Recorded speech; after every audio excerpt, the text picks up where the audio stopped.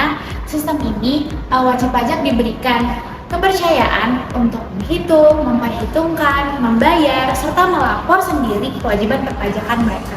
Untuk memastikan dan mengatur perjalanan sistem ini berjalan dengan baik, self-assessment system disertai dengan mekanisme penegakan hukum yang diatur dalam pasal 9 ayat 1 Undang-Undang KUP, yang dimana berisikan tentang Dirjen Jenderal Pajak berwenang untuk melakukan pemeriksaan untuk memastikan kepatuhan pemenuhan kewajiban perpajakan.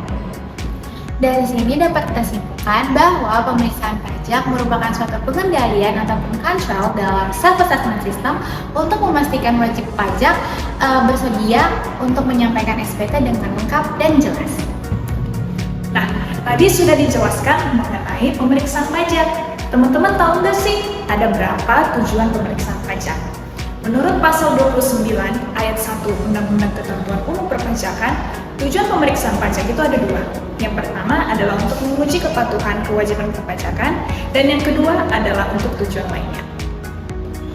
Nah, menurut PMK 15, ada beberapa jenis pemeriksaan. Yang pertama adalah pemeriksaan secara lengkap, yang kedua adalah pemeriksaan secara spesifik, dan yang ketiga adalah pemeriksaan secara tertentu.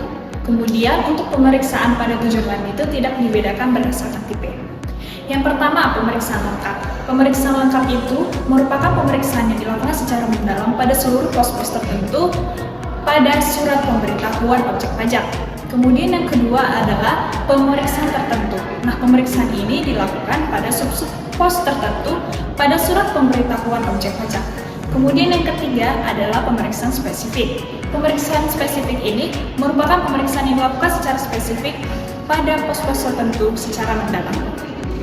Nah teman-teman, pemeriksaan ini ada jangka waktunya loh. Yang pertama adalah pemeriksaan lengkap dengan jangka waktu 5 bulan plus 30 hari kerja. Yang kedua, pemeriksaan terfokus dengan jangka waktu 3 bulan plus 30 hari kerja. Kemudian yang ketiga adalah pemeriksaan spesifik dengan jangka waktu 1 bulan plus 30 hari kerja. Dan yang terakhir, pemeriksaan spesifik dengan koreksi data dengan jangka waktu 10 hari kerja plus 10 hari kerja. Nah, terdapat 3 kriteria yang merupakan alasan untuk dilakukannya pemeriksaan pajak. Yang pertama yaitu adalah pemeriksaan rutin. Pemeriksaan rutin ini dilakukan untuk memenuhi hak dan kewajiban perpajakan wajib pajak. Nah, di dalam pemeriksaan rutin ini, wajib pajak dapat mengajukan restitusi pajak dan melaporkan kerugian fiskal di dalam SPT, serta mengajukan kompensasi kerugian. Nah, untuk wajib pajak yang tidak memenuhi kriteria pemeriksaan rutin dapat dilakukan dengan pemeriksaan khusus. Pemeriksaan khusus ini dilakukan jika ada indikasi ketidakpatuhan pemenuhan kewajiban perpajakan berdasarkan analisis risiko. Dan pemeriksaan khusus ini dilakukan dengan jenis pemeriksaan laporan. Nah, yang ketiga itu adalah pemeriksaan untuk tujuan lain. Pemeriksaan untuk tujuan lain itu dilakukan untuk kepentingan tertentu, seperti pemeriksaan dalam rangka penghapusan NPWP, pemeriksaan dalam rangka pencocokan data untuk keperluan perpajakan lainnya, dan pemeriksaan terhadap pihak ketiga yang terkait dengan transaksi wajib pajak yang sedang diperiksa. Nah, untuk ruang lingkup pemeriksaan terbagi menjadi dua, yaitu berdasarkan jenis pajak dan berdasarkan periode pencatatan atau pembukuan yang dilakukan oleh wajib pajak. Ruang lingkup pemeriksaan berdasarkan jenis pajak terbagi menjadi 3. Yang pertama yaitu adalah satu jenis pajak, yang kedua beberapa jenis pajak, dan yang ketiga yaitu seluruh jenis pajak. Dan untuk ruang lingkup pemeriksaan berdasarkan periode pencatatan atau pembukuan yang dilakukan oleh wajib pajak itu terbagi menjadi 4, yaitu satu masa pajak, beberapa masa pajak, bagian terpajak, dan tahun pajak, baik tahun lalu ataupun tahun berjalan. Nah, kemudian masuk ke jangka waktu pengujian yang dimana pemeriksaan lapangan itu diberikan jangka waktu paling lama selama 6 bulan, sedangkan kalau untuk pemeriksaan kantor itu diberikan jangka waktu paling lama 4 bulan. Nah, ada juga nih pembahasan akhir hasil pemeriksaan yang dimana pemeriksaan lapangan dan pemeriksaan kantor itu diberikan jangka waktu paling lama selama 2 bulan. Nah, terdapat standar pemeriksaan yang merupakan standar yang bersifat pribadi dan berkaitan dengan persyaratan pemeriksa pajak.